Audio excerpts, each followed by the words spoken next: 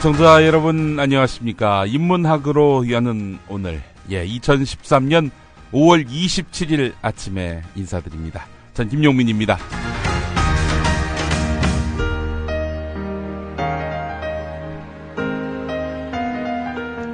네, 1564년 오늘로 가보겠습니다. 스위스의 대표적인 종교 개혁자 존 칼빈이 세상을 떠난 날입니다. 네, 존 칼빈은 1509년 7월에 프랑스의 피카르디 지방의 느완용이라는 곳에서 태어났습니다. 파리대에서 신학을 공부했고 보르주 대학에서 법학을 공부했습니다. 네, 프랑스 가보시면 아시겠습니다만은 거의 가톨릭입니다. 자, 가톨릭의 나라에서 태어났으니 당연히 가톨릭 신도였는데 1533년에 교회 더 이상 이대로는 안 된다. 초기 사도시대의 모습으로 돌아가야 한다 해서 가톨릭 교회와 결별합니다. 그리고 바로 교회개혁운동, 개신교 운동에 동참하게 됩니다. 그러다가 1535년 프랑스 국왕 프랑스와 1세가 이건 바로 이단이다 라면서 박해합니다.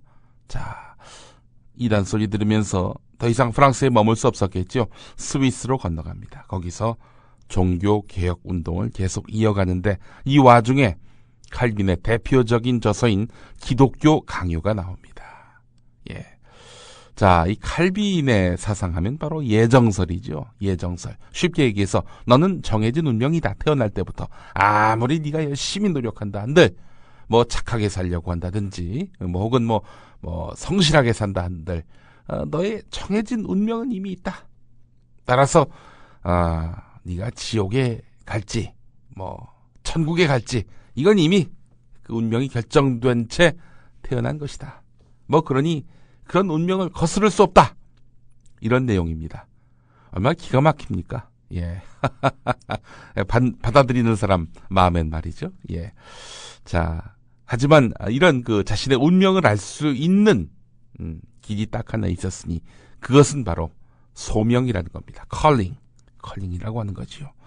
자, 그렇기 때문에 이 컬링을 받아들일 때 너의 운명을 가늠할 수 있다. 이런 얘기입니다. 이 컬링을 확인할 수 있는 길 중에 하나가 바로 직업 선택입니다. 직업은 곧 하나님의 부름이기 때문에 거기에 충성하게 되면 곧 신께 충성하게 되는 것이다. 칼빈은 이렇게 강조하고 있습니다. 자, 이 칼빈의 사상은 오늘날 자본주의 사상의 바탕이 되고 있습니다. 노동자들은 임금을 많든 적든 자신의 일을 열심히 하고 사업가들도 사업으로 번 돈을 노는 데 쓸 것이 아니라 이를 재투자해서 사업을 더욱 번창하게 하는 것. 이것이 바로 신이 주신 소명이다. 칼빈은 그러면서 근검하고 절약하면서 사회에 봉사하는 것은 신의 섭리에 부합하는 것이다. 이렇게 강조했습니다. 우리는 일하기 위해 태어났다. 하나님은 우리가 이 세상에 살고 있는 동안 게으르기를 원치 않는다. 왜냐하면 하나님은 인간들에게 손발을 주었고 산업을 주었기 때문이다. 이렇게 이야기하고 있습니다. 이런 칼빈은 자신 또한 죽기 직전까지 병석에 누워서도 저작 활동을 계속했는데요. 자, 이런 사상은 부의 축적을 정당화하고 경제적 활동을 보장하는 것이기 때문에 자본주의를 탄생시키는 중요한 기틀을 마련하게 된 것입니다. 그렇잖아요. 개신교에서 부자를 칭송하는 것, 이건 바로 칼빈의 이런 사상에서 비롯된 것이다라고 봐도 무리는 아닙니다. 돈을 많이 버는 것, 그렇게 해서 축적하는 것, 이것은 바로 신의 축복이다. 이렇게 볼 수도 있다는 겁니다. 현대사회학자인 막스 베버는요, 프로테스탄트, 그러니까 개신교의 윤리와 자본주의 정신이라는 그런 책에서 서구 자본주의가 칼빈의 금욕주의 정신에서 유래됐다 이렇게 주장하고 있는데요. 미국에도 큰 영향을 미쳤죠. 부를 쌓고 사회적으로 성공함으로써 신이 베푼 자유를 세계에 널리 퍼뜨림으로 소명을 확인하는 것이 바로 미국의 정신이다라고 이렇게 이야기하고 있습니다. 하지만 어떻습니까? 노동자에게는 열심히 일해라. 게으르지 말아라. 이건 너희들의 직업이고 너희들의 소명 아니냐. 이건 살아있습니다. 이 원리는. 근데 가진 자들, 부자들, 자본가들, 이들 놀고 먹는 거 뭐 정말 흔한 일 아닙니까? 어찌 보면 그것은 그들의 당연한 권리인 것처럼 인식되어 있는 그런 사회 구조기도 하고요. 이건 어떻게 봐야 될까요? 자본을 투기화하고 물신주의를 강요하는, 또 강조하는 이런 투기 자본주의가 득세하는 세상 속에서 과연 칼빈이 이야기했던 그 소명론, 칼빈의 사상에서 비롯된 그 자본주의의 원리가 제대로 작동하고 있는지 우리는 돌아보지 않을 수가 없습니다. 칼빈주의의 핵심 가운데 하나가 바로 금욕주의죠. 금욕주의.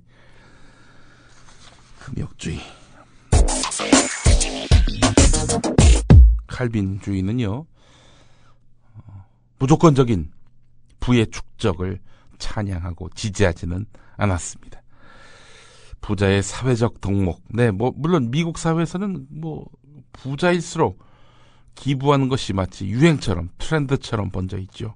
우리 사회는 부를 축적하고 숨기고 어디다 감추고 세금 안 내려고 조세 회피처에다 돈 갖다 받고 또 해외에 은닉하고 이런 것들이 하나의 문화처럼 형성되어 있는 것 아닙니까?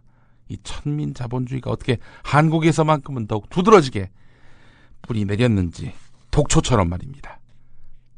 정말 답답하기 짝이 없는 오늘 아침입니다. 인도공화국의 초대 총리였던 자와할랄 네루, 바로 오늘 별세한 날입니다. 1964년이지요. 존 칼빈은 1564년에 세상을 떠났고 네루는 1964년에 세상을 떠났네요. 400년 차입니다. 네루는 인도가 영국의 지배를 받던 시절에 죄수들이 쓰던 모자를 쓰고 다녔습니다. 여러 차례 투옥됐던 네루가 추록한 다음에도 이 모자를 벗지 않았어요. 이 모자를 벗지 않았던 것은 감옥 밖에 있으나 안에 있으나 영국의 수인이라는, 영국에서 나를 가뒀다, 영국에서는 나를 범죄자로 보고 있다, 이런 메시지를 나타내기 위해서였습니다. 그러면서 이 모자와 함께 네로는 왼쪽 가슴에 영국의 국화인 장미를 달고 다녔습니다.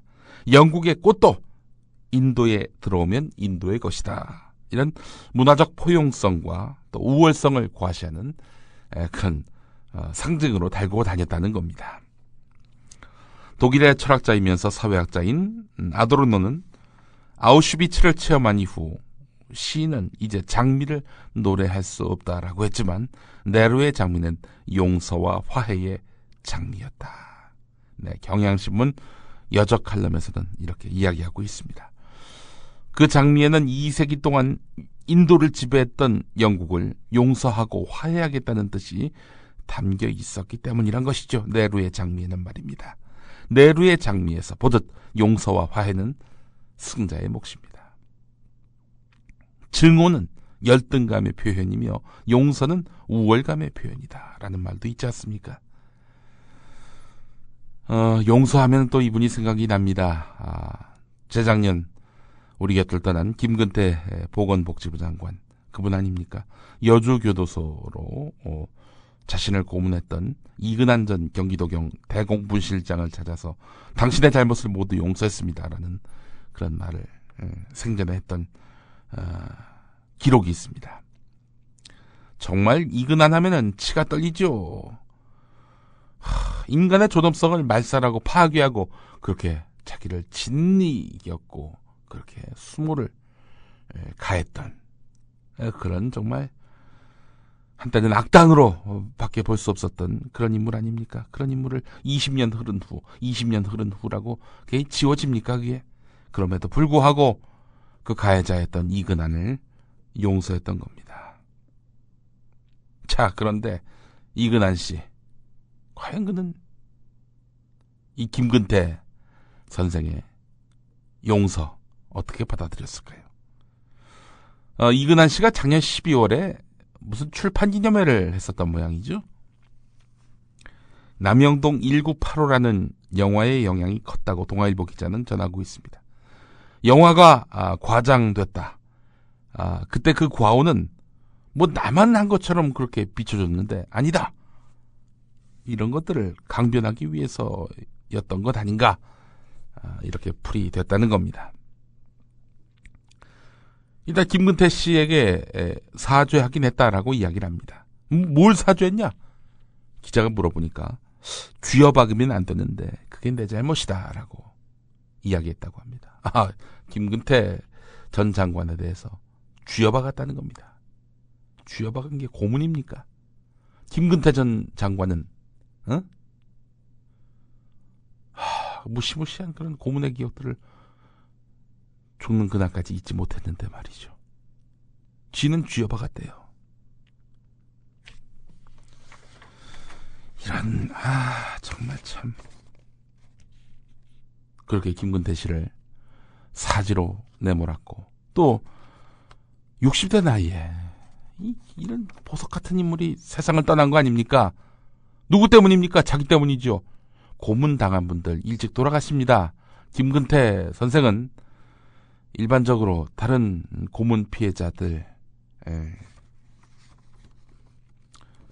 보다 비교적 더 사셨다고는 하지만 그 보석 같은 분이 60대 나이에 세상을 떠난다는 거. 요즘 뭐 70, 80대 전두환 사는 거 보세요. 그런 분이 이렇게 세상을 떠나게 만든 장본인이 본인인데 반성은 못할 망정 10년 11개월 동안 도피 생활을 하다가 그때가 또 자수한 시점이 말이죠. 김근태 전 장관을 고문한 범죄의 공소시효가 지난 직후였습니다. 참 이 와중에서도 이렇게 머리를 썼어요. 보면은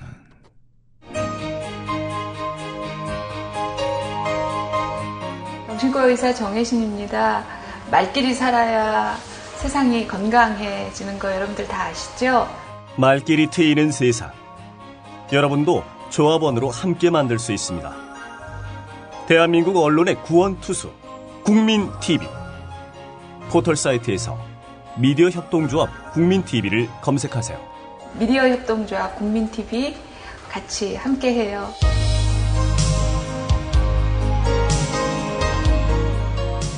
인문학으로 여는 오늘 함께하고 계십니다. 자, 국민TV 라디오 함께하고 계시는데요. 저희 방송 많이 사랑해 주시기 바랍니다. 다음 주부터 저희가 개편을 단행합니다. 뭐 통상 지상파 방송 같은 경우에는 개편을 봄, 가을 이렇게 하지요. 그렇게 해서 한 6개월 합니다.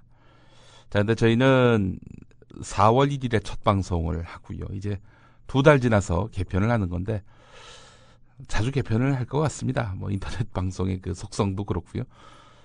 기본적으로 또 저희가 이제 이번에 개편을 단행한 것은 그간 12시간 생방송 체제에서 18시간으로 6시간 늘려서 방송을 확대하는 것입니다. 그래서 밤 12시까지, 그러니까 오전 6시부터 밤 12시까지 이렇게 하루 18시간 동안 여러분을 만나게 됩니다. 일상 시간 동안에 여러분과 함께 한다는 점, 늘 저희 국민TV 라디오를 곁에 두고 함께 하신다면은 또 풍요로운 생활, 또 개념을 잃지 않는 그런 생활을 하실 수 있도록 저희가 최선을 다해서 돕도록 하겠습니다.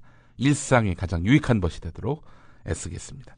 국민TV 라디오 계속 성원해 주시려면 조합원으로 동참해 주시기 바라겠습니다. 저희가 조합원으로서 또 함께 하시는 분들을 위한 특별한 그런 혜택 또 특별한 또 보답을 계획하고 있습니다. 조합원 가입하시려면요, 국민TV 홈페이지 kukmin.tv 홈페이지 들어오셔서 좌측 상단에 조합원 가입하기 클릭해 주시기 바라겠습니다. 생방송 시간 중에 저희가 이렇게 가입하신 분들의 성함을 또 불러드리고 또 환영하겠습니다. 자, 인문학으로 여는 오늘 함께하고 계신다고 말씀드렸죠. 오늘은 1947년 공창제도가 폐지된 그날을 한번 짚어보겠습니다. 매춘의 역사는 길지요. 기원전 4000년경 메소포타미아 문명의 사원 매춘으로 거슬러 올라가는가 하면 기원전 6세기경 그리스의 매춘 복납제에서 그 유래를 찾기도 합니다. 이 매춘은 순례자들의 여독을 풀어준다는 명목으로 신성한 신전 안에서도 행해졌던 것이기도 합니다. 인류의 역사와 함께 매춘이 시작됐다. 이렇게 말해도 무리는 아니죠. 자, 우리나라에서 매춘을 전업으로 하는 창기가 등장한 것은 1876년 개항 이후였던 것으로 파악이 됩니다. 조선조까지는 철저한 밀매음 형태였습니다. 몰래 몸을 사고 팔았다 이런 얘기입니다. 일본은 부산, 원산, 인천 같은 개항지를 중심으로 집창촌에 유곽을 설치했습니다. 1916년에는 이런 그 집창촌과 관련한 규칙을 만들어서 매춘을 공식화하고 또 창기들에게서 세금을 걷기도 했습니다. 이것이 바로 우리나라 최초의 공창제도다라고 할 수 있겠습니다. 그러다가 1947년 오늘 미 군정청에 의해 폐지됩니다. 자, 폐지된다고 없어졌을까요? 미군 주둔지에 본격적인 사창가가 들어서서 이른바 양공주들이 그야말로 독버섯처럼 번져나갔습니다. 매춘은 엄연히 불법이었지만은 권력은 기꺼이 매춘과의 동거를 택했다는 그런 기록도 있습니다. 권력 스스로의 찌꺼기를 배설하기 위해서라도 하수구는 필요했다는 이야기인데 여론에 떠밀려서 1961년에 그 윤락행위방지법이 만들어졌지만은 내용은 빈약했고 그야말로 유명무실했습니다. 1968년에 김현옥 당시 서울시장, 불도저의 원조로 불리는 인물이죠. 이 사람이 국내 최대 윤락가였던 종삼 소탕에 나섰습니다. 종삼이라고 하는 것은 종로 3가를 말하는 건데 이 일대 사창가가 이 무렵 철거가 됐다는 겁니다. 그래서 윤락녀 72명이 보호소로 넘겨짐으로써 250여 가구 1,400명에 이르르던 그런 사창가 여인들이 종삼을 완전히 떠나게 됐습니다. 1968년 10월 5일의 이야기입니다. 자, 없앤다고 없어지지 않는 것, 이것이 바로 매춘이라고 하는 건데, 그래서 매춘을 집중적으로 단속했던 한 여성 경찰서장은 공창제도를 다시 도입해야 된다 이렇게 이야기를 하고 있는데, 성매매의 역사, 사실 역사의 기원과 함께 시작됐다 이런 얘기가 나올 정도로 지금도 질기게 뿌리 내리고 있습니다.